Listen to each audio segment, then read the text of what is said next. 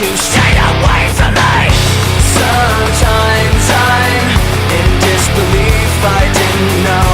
Somehow I need you to go. Don't stay. Forget our memories, forget our possibilities. What you were changing me into. Just give me myself back and don't stay. Forget our memories, forget our possibilities. Take all your faithlessness with you. Just give me myself back and don't stay. Hello. Hi, I'm Greta Zenner, and I work with the MERSEX Education Group. And I'm Kent Gentry, and I also work for the same group.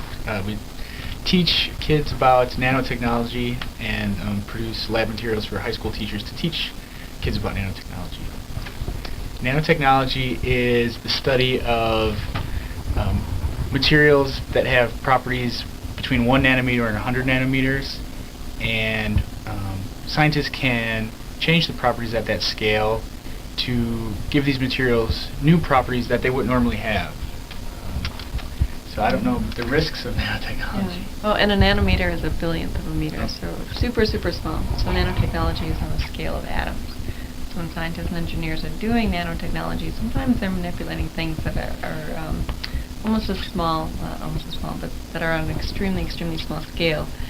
And this is exciting because hopefully it can help us do new things and create new things.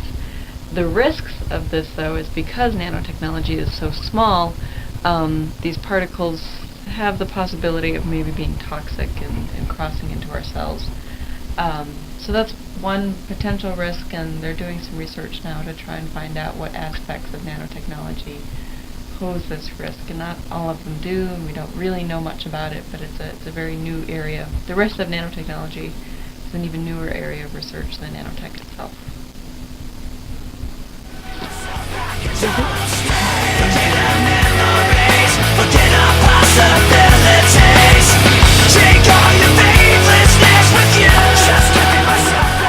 Sometimes they try and get atoms to group together and make something bigger all on their own, do something called self-assembly. So really trying to figure out how they can manipulate and move around materials at the nanoscale. Nano means 1 billionth, and nanotechnology is the study and design of things down to the scale of atoms and molecules. Nanotechnology could revolutionize the way that almost everything is designed and made. So you can imagine nanotechnology is all the buzz here at the engineering school. Associate Professor Wendy Crone explains the technology and its implications. The nanoscale is very small, so I'm about a meter and a half tall, a little bit over a meter and a half. And a nanometer is a thousandth of a thousandth of a thousandth of a meter. So it's 1 billionth the height of me. If you take a piece of your hair, you can feel the diameter of your hair. It's very skinny. It's about 50,000 nanometers in diameter. So even though the diameter of our hair is very, very small, the nanometer is much, much smaller than that. In the time it takes me to read this sentence, my fingernail will have grown by 1 nanometer. So you're working all the time, Mark. In essence, what scientists and engineers have been able to do is manipulate materials to the nanoscale, to the point where new materials are actually formed. They can see atoms and make them do what they want them to do. Nature has been working at this scale for a very long time. All of the materials that make up our body are stacked together and organized on the nanometer scale to build up cells and tissues and structures so that we have us. But on the nanometer scale for engineering, we're actually starting to manipulate and work with atoms and molecules down on this scale and build new things, build new materials, build new devices. Right now, it's affecting you in very small ways. So you might have bought some of the NanoCare pants, that are very stain resistant because they've been treated with nanoparticles on the surface.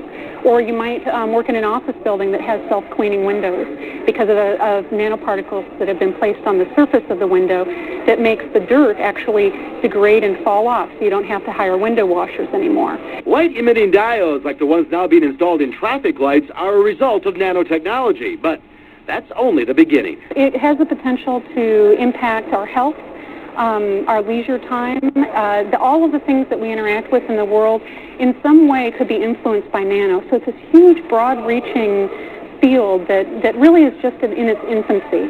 So we're looking at these neat applications now, but I can't even imagine what we're going to see in 20 years because it's going to be just so huge and so much a part of everyday life. As far as your imagination can take you is where nanotechnology is capable of going.